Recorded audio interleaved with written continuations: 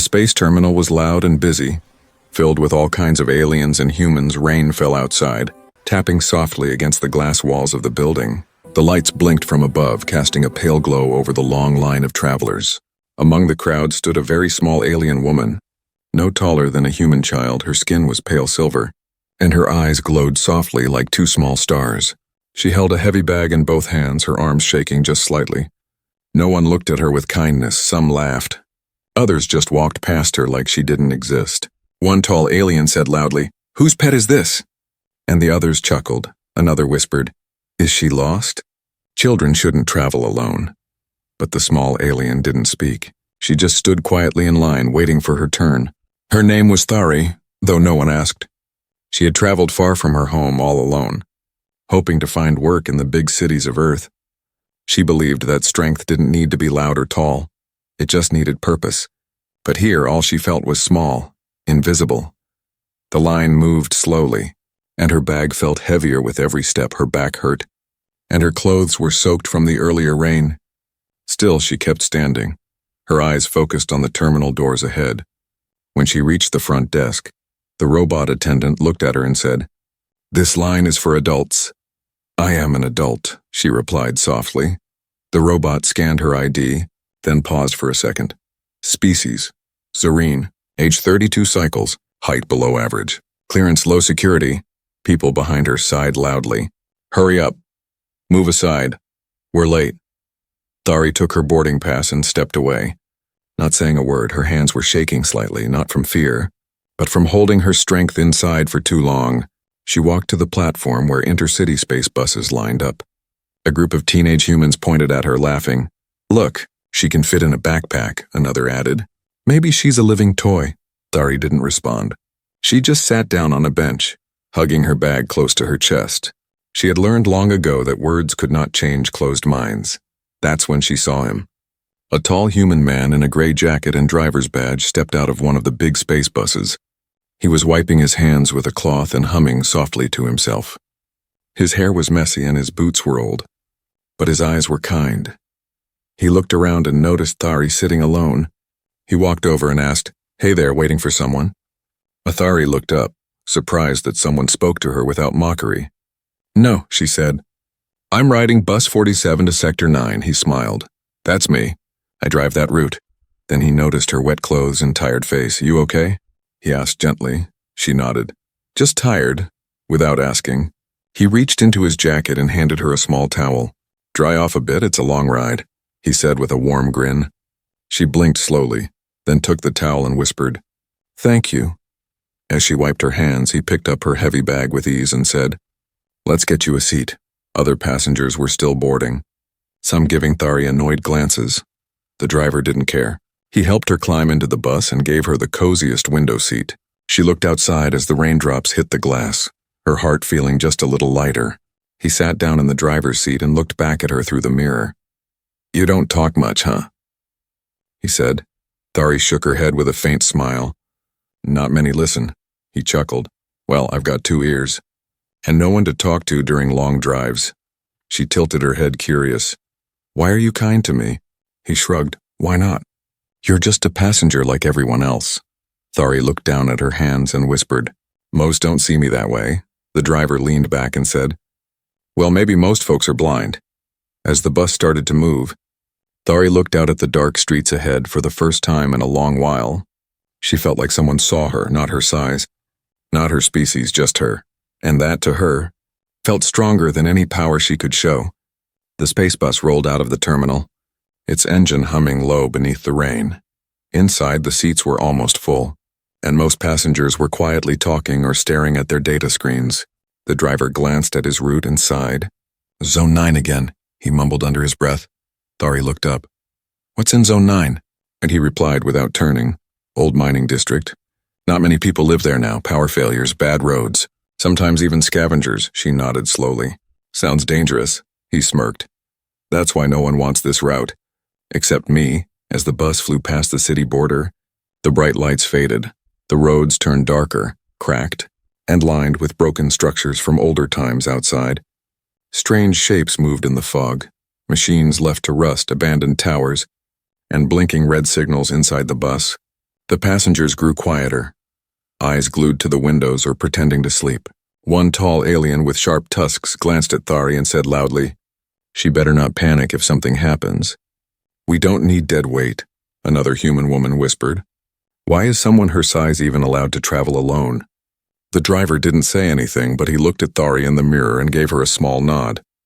Thari heard it all, but she kept her eyes on the road ahead. She could feel it. Something was wrong in the air. There was a low vibration in her bones, a type of pulse that came only when power fields were disturbed. Suddenly, just ahead, the road cracked open with a sharp blast. Sparks flew in all directions, and the bus screeched to a stop just inches from a collapsed tunnel. People screamed, thrown forward in their seats. The driver held the wheel tightly, his voice steady. "Everyone stay calm." Smoke filled the air as broken metal sparked near the entrance of the tunnel. The scanner lights blinked red, showing no safe path forward. Power lines were dead, and the auto guidance system failed. The passengers began panicking, some shouting at the driver, others hitting the emergency buttons. "We're trapped!" Someone cried, "We're gonna be stuck here!" The tusked alien stood and pointed at Thari. "She's cursed." "Bad luck, I knew it."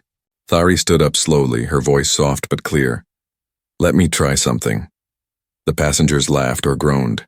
"What can you do?" "I sit down, tiny thing." But the driver raised his hand, silencing them. "Let her speak," he said.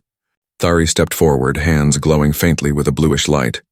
"There's a control box near the tunnel wall," she said. "I can try to reboot the emergency gate manually." "You sure?" the driver asked. She nodded once. "I've done it before." In worse places than this, she walked off the bus alone into the smoke and sparks. Her silver skin shimmered under the flickering light. She kneeled beside the control box, its wires snapped and circuits burned. Carefully, she placed her hands on the metal. Letting her own energy flow through, it hurt. Each pulse took a piece of her. But she stayed still. Focused inside the box, a low hum began. Then a flicker of light returned. The gate creaked, struggling. Then finally began to open just enough for the bus to pass.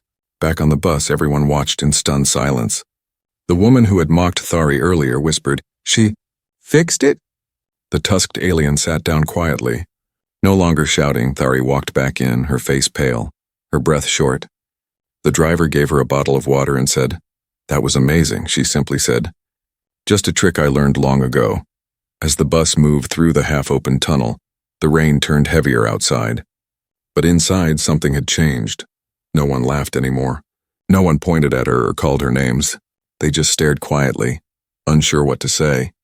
The child sitting 2 seats behind whispered, "She's like magic." Thari looked out the window again. Silent, but in her chest a small warmth began to grow. It wasn't pride or glory. It was something softer, something she hadn't felt in years. It was respect, even if unspoken, even if late. The bus rolled on into the darkness. But for Thari, a little light had returned. The bus moved slowly now, rolling through the narrow paths of Zone 9. The storm had passed, but the road was still broken and covered with debris. Inside the bus, everyone sat silently, their eyes still stealing glances at Thari. The tiny alien woman, once dismissed as weak, now seemed different. She had walked through fire, wires and darkness, and brought light back with her hands. But still she sat in the corner seat. Small and quiet, she didn't ask for praise. She didn't speak of what she did. She just looked out the window, holding the bottle of water the driver gave her. The driver, whose name was Rook, kept glancing at her in the mirror. He'd driven hundreds of passengers before, but none like her, not because of what she was, but because of how she held herself, silent, brave, focused. As the road twisted deeper into the old district, the bus lights flickered again. Rook frowned and tapped the control panel. "Not again," he muttered. A warning screen blinked red. Power drain detected. Thari looked up, sensing something strange. "Is everything okay?" Rook shook his head slowly. "The energy grid is unstable here, very old. Very broken." He tapped a few buttons. But the lights dimmed again. Suddenly the bus jerked hard, and the engine made a strange grinding sound. The passengers gasped, holding onto their seats. Rook tried restarting the engine, but it was dead. The digital map showed they were in a dead zone. No signal, no support, no backup. "We lost the converter," Rook said, opening the main fuse panel. "It's fried." Some passengers began to panic again. One shouted, "We're going to be stuck here forever." Another yelled, "You should have turned back after the tunnel. This is your fault." Rook stayed calm, wiping sweat from his forehead. "I can try to repair it, but it'll take time." Then Thari stood up, her voice soft but clear. "Let me help." One passenger groaned. "Again? What's she going to do, hug the wires?" But Rook didn't laugh. He nodded toward the front. "Go on. Let's see what you've got." Thari walked forward and kneeled beside the converter box. It was a mess of wires, broken circuits, and melted components. She touched the side with her hand, then took a deep breath. From her fingers, small lines of light spread across the surface, blue and white like soft lightning. Everyone leaned closer, watching silently as her hands danced over the cables. She whispered something in her own language. Eyes closed, face calm. A low hum filled the air. Then a spark. The screens flickered. Lights began to glow and the engine coughed back to life. The bus was working again, power flowing steady like blood through veins. Gasps and surprised whispers filled the space. "She did it again," one man said. "She fixed it." With her hands. The woman who had mocked her earlier stared in disbelief. "Is she a tech engineer?" Thari stood slowly, her hands slightly burned but steady. She looked at the confused faces and said gently, "I am a current binder, from the Zarine clans." "Thought your kind died out," someone muttered. "We mostly did," Thari replied. "But I am here." Rook looked at her with new eyes, not as a driver to a passenger, but as a man to a legend. "I've heard stories about current binders," he said. "They say your people could power ships with a touch." Thari gave a small nod. "We used to power cities with a whisper." "Why are you on this bus then?" Someone asked. "Why live like this?" She looked down. "Because when the war ended, no one wanted us anymore. I am the last of my name, and the world forgot us." The silence that followed was deep, almost respectful for the first time. People didn't see her size or her quiet voice. They saw history. They saw strength born not from muscles or weapons, but from sacrifice. Rook leaned back in his seat, smiling slightly. "Well, this bus is lucky to have you." Thari returned to her seat, but this time no one avoided her. The child in the next row offered her a snack, smiling shyly. A few others nodded in quiet thanks. She accepted it all without pride or show, just with a calm grace that made her seem larger than life. The bus rolled forward once again, powered by old wires and one small alien's light. And in the dim glow of the dashboard, the passengers began to see her for what she truly was. Not a joke, not a burden, but a light in the dark. The space bus rolled quietly through the narrow path of Sector 9. The rain had stopped, but the roads were still covered in shadows and broken signs. Old buildings leaned sideways, full of rust and silence. It looked like a city swallowed by time, forgotten by everyone except the wind and the lost. Inside the bus, the mood had shifted. The passengers no longer whispered behind Thari's back. Some even looked at her with wonder, as if trying to understand the mystery she carried. The small alien woman sat quietly by the window, her burned fingers wrapped in cloth. Her eyes stared at the ruins outside, but her mind was alert. Rook, the driver, sipped his warm synth coffee and smiled at her through the mirror. He had seen bravery before, soldiers, mercenaries, even android guards, but none like her. This was a different kind of strength, one that came without shouting or threats. She reminded him of a storm that didn't roar, but one that changed the land forever. Just then, the onboard alert beeped loudly. Obstacle detected, 300 meters ahead. Rook squinted and slowed the bus, switching to manual controls. Everyone sat up straight, looking out the windows. And then they saw it. 3 large cargo containers stacked across the road, blocking the entire path, too perfect to be an accident. "Trap," Thari said softly. Already rising from her seat, Rook nodded. "Stay calm." "Everyone." He tapped the emergency lock to seal the doors. But before it could close, something hit the side of the bus hard. Bang, then another bang, loud and sharp. Passengers screamed as the glass shook outside. Figures stepped out from the shadows, humanoid shapes in patchy armor, carrying plasma rifles and sharp rods. About 10 of them, masked, laughing, surrounding the bus. One of them slammed a rod on the hood, shouting, "Everybody out." "Now?" Rook stood, placing his body in front of the aisle. "You want something, you talk to me." The leader, taller than the rest and with glowing red eyes, snarled, "We want everything, valuables. Credits, fuel, maybe a few passengers." Someone at the back of the bus cried, "They'll kill us!" Another yelled, "Give them what they want." Rook tried to calm them, but panic spread fast. The gang began smashing windows, trying to force the doors open. Thari walked to the center of the aisle, standing barely chest-high to Rook. "Let me handle it," she said softly. Rook looked down at her, unsure. "They're not machines, Thari. They're real danger." She nodded, her eyes glowing brighter now. "So am I," before he could stop her. She touched the emergency release and stepped outside. The gang burst into laughter, one of them falling to his knees with amusement. "Are you serious?" The leader barked. "They sent out a pet?" Another said, "Should we give her a toy knife?" They kept laughing until Thari raised her hands. The sky above them darkened slightly. The wind shifted from her small palms. Light began to rise, not soft this time, but sharp, wild, powerful. A crackle filled the air, and the ground beneath her vibrated. She spoke words they didn't understand, old and strong, and then, with a sudden burst, she sent out a shockwave, silent but strong. It knocked half the gang off their feet, weapons flying from their hands. She moved fast, faster than any of them expected. Her left hand formed a shield of pure light, blocking a plasma shot aimed at her head. Her right hand shifted into a blade of energy, sharp and curved. In 2 quick steps, she disarmed the leader, knocking the mask off his face. His eyes widened with fear. She's a storm wielder." The others turned to run, yelling, "Fall back! Fall back!" Thari didn't chase them. She just stood there as they disappeared into the ruins. The silence that followed was heavy. Rook opened the door slowly and stepped out, looking around in disbelief. "Are they gone?" one passenger asked. Thari nodded, lowering her hands, the lights fading from her skin. She walked back onto the bus, not saying a word. Everyone stared at her, silent. Unsure whether to clap or bow, a child whispered, "She saved us," another added. She didn't even look scared. Rook stood at the front and looked at his passengers. "Now, do you understand?"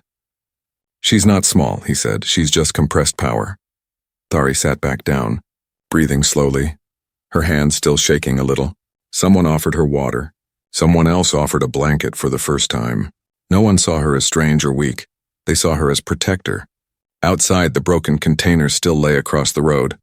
But the bus now had a path, cleared by the one everyone once ignored. The journey wasn't over, but something had changed forever on that road. The smallest one among them had just stood between life and death and made death walk away. The bus was quiet again, but not because of fear this time. It was the kind of silence that came after witnessing something powerful. The passengers sat in awe, glancing at Thari like they were seeing her for the very first time.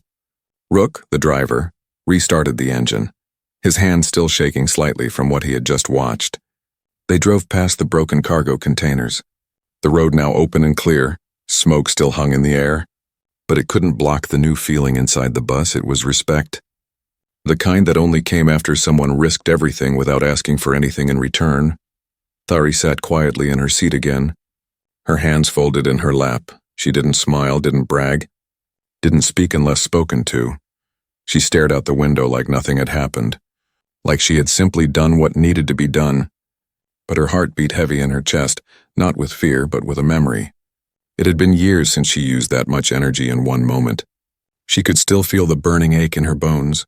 A little girl from the back row walked over and sat beside her. "Are you a superhero?" she asked, her voice full of wonder. Thari looked at her and smiled gently. "No, but you fought the bad guys," the girl insisted. "You made light from your hands." "I protected the bus," Thari said softly. "That's all?" One of the older passengers, a man in a business suit, stood up and asked, "Who are you really?" And everyone turned to listen, the question sitting heavy in the air. Rook pulled the bus to a slow stop near an old service station and looked back. "Yeah," he added. "We've seen more than enough to know you're not just a passenger." Thari stood slowly, her small frame rising in the middle of the aisle. She looked around at all the faces watching her. For a long moment she said nothing, then, with calm strength, she spoke. "My name is Tharize Valrin," she said. Gasps echoed across the bus, that name. Some had heard it in legends. Some had read it in forgotten books. A few even whispered it like a ghost story. "You're Zareen?" one woman asked, her voice trembling. "Yes," Thari replied. "I am the last daughter of the Valrin clan." "They said your people were all gone," Rook said slowly. "Wiped out in the energy wars," Thari nodded, her face still calm. "Most of us were destroyed." hunted for our abilities or sold to empires who used us like batteries. She touched her chest lightly. But I survived. A deep silence filled the bus again, this time full of sorrow and respect. Thari continued, "We were not made for war. We were born to bring light to dying worlds, to heal systems, to balance machines and life. But fear made others turn against us," she said, "and power always calls to those who want to control it." The child beside her held her hand gently. "But you saved us." Thari looked down at her and smiled faintly. "And I would do it again." Rook stepped into the aisle. Walking toward her slowly, he held out his hand. "You don't owe us an explanation, but I'm glad you shared it anyway." She took his hand and gave it a soft shake, her fingers still warm with energy. "I drive buses," Rook said, smiling. "Not starships. But if I had to cross a galaxy of danger, I'd want you riding with me." The passengers laughed lightly, the tension fading into something warmer. Even the ones who mocked her earlier now nodded with quiet respect. Some whispered apologies, others just offered soft smiles. The bus started moving again. The road opening ahead, Thari returned to her seat. But now she wasn't alone in spirit. People came to her, some offering snacks, others just sitting near her. Not to stare, but to listen, to learn, to feel safe. She told them little stories, soft tales from her home planet, of glowing rivers, flying stones, and the way her people used to hum to heal machines. The passengers listened like children around a campfire, their earlier judgments forgotten. Even Rook listened through the rear speakers, shaking his head in amazement. "You're not just strong," he said aloud. "You're history walking." And as the bus rolled deeper into Sector 9, the dangerous zone didn't seem so dark anymore, not when someone like Thari walked among them. Not when a forgotten name returned like a spark in the shadows. She had never asked for fame, and never wanted worship. All she wanted was to be seen, to be treated like a person, not a thing. And now, at last, they saw her. Not just as Thari the passenger, but as Tharize Valrin, daughter of light, and that name would never be forgotten again. The sky above Sector 9 had turned a pale orange. The sun was dipping low behind broken towers and cracked domes. The bus moved slowly through the winding roads, its wheels humming steadily. Inside, the passengers sat peacefully now, still whispering about Thari's name. Some looked at her with wide eyes, others with quiet admiration. She had become more than a passenger. She was now a symbol of silent strength. Rook, the driver, smiled to himself as he guided the vehicle around a fallen sign. He had driven this route for years, but today felt different. He had seen danger, fear, even chaos, but never someone like her. She didn't ask for anything, didn't boast, and yet she changed everything around her. He gripped the wheel and chuckled. "She's got fire in her bones." Suddenly, the wheel shook in his hands. Rook blinked fast, his vision blurring. A sharp pain moved across his chest, heavy and hot. His fingers slipped from the wheel and his knees weakened. The bus began to swerve slightly to the right. "Rook!" Thari shouted, already on her feet. The passengers turned as Rook collapsed forward. His body slumped over the controls. The bus rocked dangerously toward the edge of the road. Without wasting a second, Thari sprinted to the front, her small frame moving faster than anyone expected. She grabbed the steering wheel, pulling it back to center. Using her entire body weight with her foot, she slammed the emergency brake and the bus screeched to a full stop. Everyone stood up in panic, voices rising. "Is he dead?" And someone cried, "Call for help!" Another shouted, but there was no signal. Zone 9 had no active emergency grid. Thari bent beside Rook, placing her fingers on his neck. His pulse was slow and fading, his face pale. "No," she whispered, "not him. Not now." She placed her hands on his chest, closing her eyes. A soft light began to glow from her palms, not sharp like before, but warm and golden. She leaned forward and whispered ancient words. Soft as wind, her energy flowed gently into him, wrapping around his failing heart like a blanket. The passengers watched in silence, some holding hands, others whispering prayers. No one mocked her now. No one doubted her. A long moment passed. Then another. Suddenly Rook coughed, his chest rising, his eyes fluttering open. He gasped for air, then blinked, confused. "Where?" "What happened?" he asked weakly. "You collapsed," Thari said gently, still kneeling beside him. "But you're okay now." He looked at her, his voice rough. "Did you?" She nodded. "I gave you some of my life energy, just enough to steady your heart." Rook reached for her hand, gripping it softly. Why? He whispered. Why give something so precious to someone like me? Thari looked at him with calm eyes. Because you saw me, she said. Not as a burden, not as a freak, but as someone worth kindness. That matters to me. A tear rolled down Rook's cheek. The first in many years, he had always believed he was just a bus driver. Nothing special, no legacy. But in this moment he felt like the universe had told him he mattered, and it was Thari who reminded him. With help from 2 passengers, Thari helped Rook into a back seat. She took the driver's seat herself. Adjusting the controls, "Can you drive this thing?" Someone asked with surprise. She nodded. "Zareen were trained on everything from hover skiffs to battle cruisers. This bus is a nap compared to that." She restarted the engine and guided the bus back onto the road. Her hands glided over the controls like music, smooth and steady. The passengers relaxed once again, some smiling, some wiping away tears. They had come to fear Zone 9, but now it felt like Thari was protecting them at every step. As they neared the edge of the district, lights from the outer city began to appear in the distance. The storm was behind them, but the memory of what happened would never fade. Thari drove in silence, focused, her eyes fixed on the horizon, but inside her exhaustion grew. She had used more energy than she could safely give. Her head ached, her fingers trembled.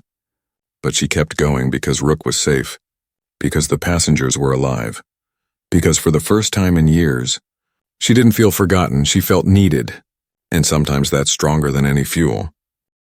The city lights of Sector 10 glowed ahead like stars scattered on the ground. Tall buildings stood like giants, humming with energy and life. Security drones floated in the air, scanning everything in their path. Thari guided the bus with steady hands. Though her own strength was fading fast, her skin had lost some of its shine, and the blue glow in her eyes flickered gently. Still, she didn't stop, not until they reached the final station. The bus rolled into the platform bay, smooth and silent. Technicians in yellow suits rushed forward as the emergency beacon flashed. The passengers stood up, clapping softly as the bus came to a stop. For a few seconds, Thari just sat there, breathing deeply, her eyes closed. Then she opened the doors and stepped outside, helping the team carry Rook out carefully. Paramedics checked Rook's vitals and nodded with surprise. "His heart rate's strong," one of them said. "He's stable," another asked. "Who gave him medical aid out there?" "There's no signal in Zone 9. A passenger pointed at Thari. "She did." The medic turned, confused. "Her?" The passengers all nodded at once. "She saved him." "She saved all of us," someone added. More than once, a small crowd began to gather. Station officers, mechanics, other drivers.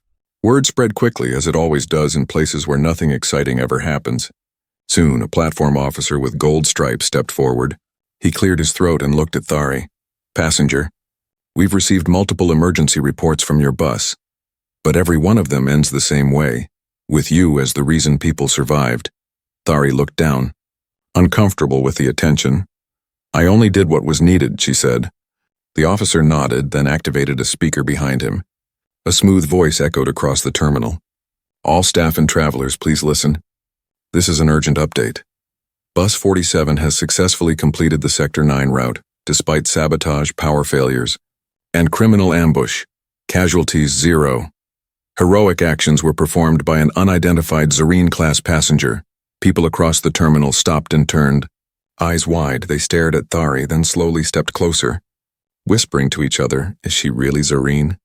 And I thought they were extinct. She fought off a whole gang." The officer turned back to her. "May we ask your name?" Thari looked around, nervous. She had lived her life hiding it, protecting it, but now, after everything, she felt the weight of her silence and the need to lift it. She took a step forward and spoke clearly. "My name is Thari Valrin, daughter of the last energy weaver clan of Zareen." Gasps filled the space, and a hush fell over the crowd.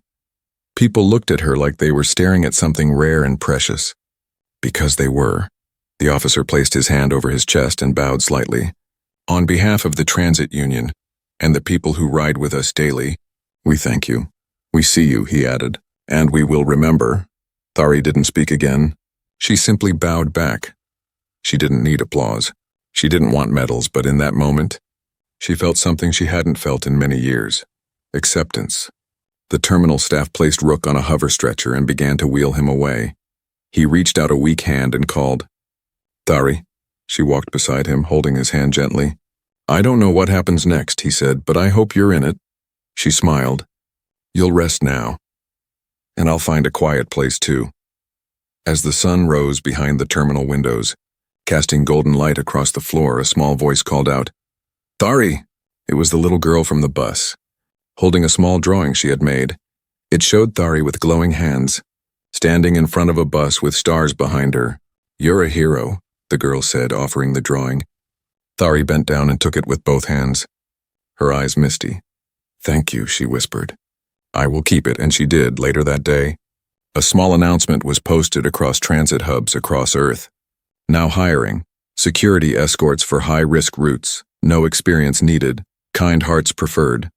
And beneath it, a tiny image of a silver-skinned alien woman, eyes glowing gently, standing next to a human driver who smiled like the world had just been saved. Her story didn't end in battle or glory. It continued in small moments, helping the lost, guiding the scared, and bringing light where darkness lived. And every time someone boarded Bus 47, they looked twice at the small co-pilot in the front seat, because they knew if anything went wrong, the smallest passenger on the road could move mountains, and her name would never be forgotten again.